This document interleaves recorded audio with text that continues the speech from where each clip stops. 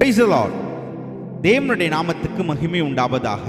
தினம் ஒரு வார்த்தைக்கு உங்களை வரவேற்கிறேன்.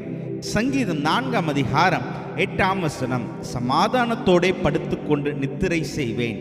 கர்த்தாவே, நீர் ஒருவரே என்னை சுகமாய் தங்க பண்ணுகிறீர்.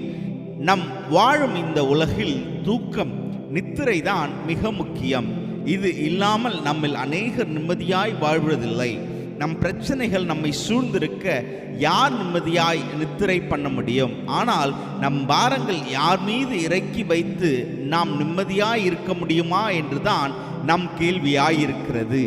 நம் ஆண்டவர் இயேசு கிறிஸ்து வருத்தப்பட்டு பாரம் சுமக்கிறவர்களை தம்மிடமாய் அழைத்து அவர்கள் பாரங்களை தம் மீது வைத்து நமக்கு இளைப்பாறுதல் தருகிறார். இது யார் செய்யக்கூடும்? இயேசு கிறிஸ்துவினால் மாத்திரமே.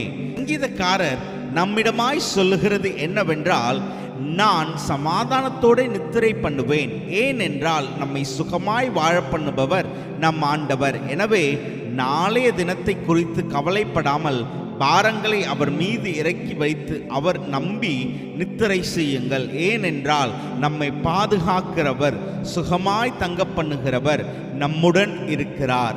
ஆமேன், ஆமேன்.